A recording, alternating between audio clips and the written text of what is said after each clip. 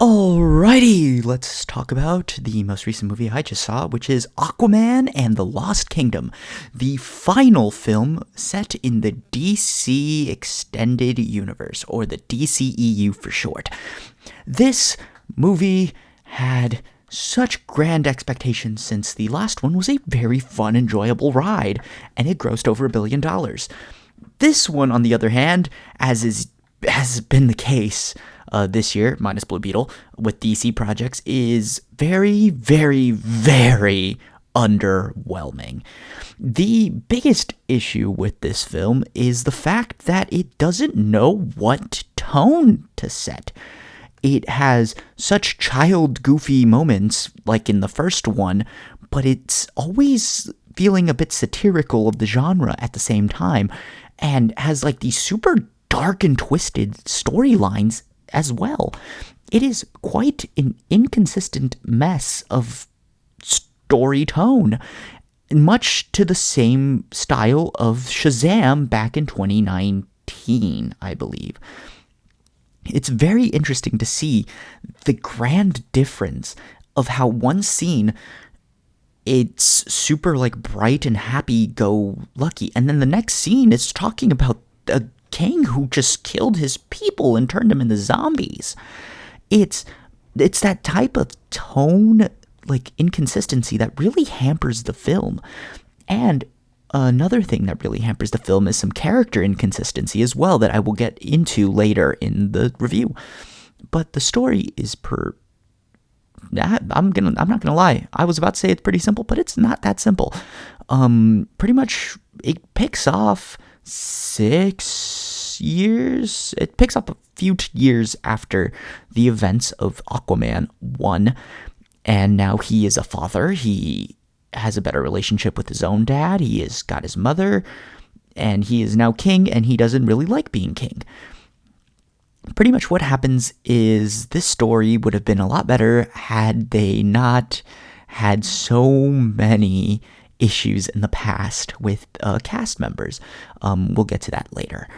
But the story is all right, although I'll just talk about all my issues later. Honestly, let's just get through it. Story is a hot pocket score. The cinematics, honestly, the visuals are great. I think I know where the VFX team for The Flash went. They went straight to Aquaman 2 because what you see in Aquaman 2 is so much better than what you see in The Flash that it's kind of insane, honestly. Like, not that The Flash needed much, but, like, come on. Aquaman 2 looks gorgeous, and you can't deny it. There are some scenes that look really off, though, but a majority of its underwater sequences are very well shot. So I'll give it a hand grenade score there.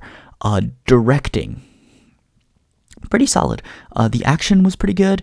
It was just pretty well directed. I do think a majority of the issues with this film are script issues, and James Wan did not write it, so I'm not going to blame him. So yeah, I'll give him a hand grenade score. Honestly, it was pretty well shot and well directed. But now, acting, where I must say, as much as I love Jason Momoa, his character, Aquaman, in this movie is so inconsistent that it kind of hurt. There are moments where he is the goofiest man alive, just like Jason Momoa was in Fast X, and then there are moments where he's like the mature king that everyone expected him to be. And honestly, if it wasn't for the last line of the movie, I think I'd be a little higher on this film. But it's a writing issue. Honestly, I'm not going to even blame him. I'm not going to blame Jason Momoa because it looked like he was having fun. And if he wasn't, then we are going to have some more issues because he looked like he was having fun. I'm not even going to choose to acknowledge one actor or actress in this case, Yahya Abdul-Mateen II. I don't know what the DCEU did to deserve this man, but he is phenomenal. I kinda, fingers crossed, hope he gets a role in the new DC universe led by James Gunn. Part of me just kind of hopes that he can get that like Jon Stewart Green Lantern role because he'd be exceptional, or maybe even Martian Manhunter, a bigger named character than Black Manta, although he does phenomenally well. And Patrick Wilson does a pretty good job. I'll talk a little more about my issues with some of the character interactions in this film, but it's messy. But yeah, I really enjoyed these performances, and of course, Randall Park is in here, and Randall Park is always a gem. Acting, I'll give a Hot Pocket score just because there is a certain cast member who shall not be named. So unfortunately, that brings the whole score down, and it's kind of weird. But now let's talk about everything, my experience and expectations. I gotta say, my main issue with this film is that it kind of forgets that it's Aquaman at one point, and it just turns into like that journey to, you know, like those journey movies that one had Brendan Fraser and the other one had The Rock, and it was like Journey to the Center of the Earth and then Journey to the Mysterious Island. Like, it just dozed off, and it started feeling like more of that adventure type movie, and it just completely forgot that the main thing that makes Aquaman is the water and his trident. And for a long time, he didn't really use either, and it was just really weird. And the character interactions just felt like they saw Thor Ragnarok and wanted to copy it. And then the ending is just Black Panther. And the first one was already very similar to Black Panther. So the fact that this one went even more towards Black Panther was kind of annoying.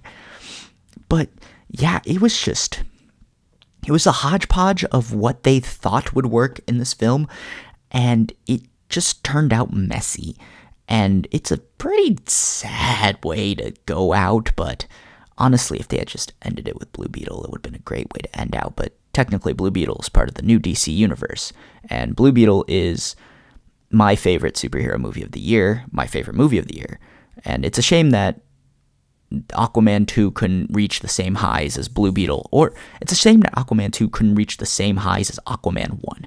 Aquaman 1 was a very enjoyable ride, and you get a lot of what made that first one enjoyable in this one, but it's just a little more messy and a little more annoying. But yeah, that's pretty much all I have to say.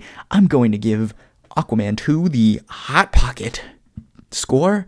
It is a certified Hot Pocket movie. It's good for a once in a while watch, but I'm not going to be rewatching it that religiously. But yeah, other than that, if you're still watching, leave a like. Comment down below if you've checked out Aquaman 2 or if you thought I ranted about other movies for too long. And other than that, subscribe for more, and I'll leave you guys to it.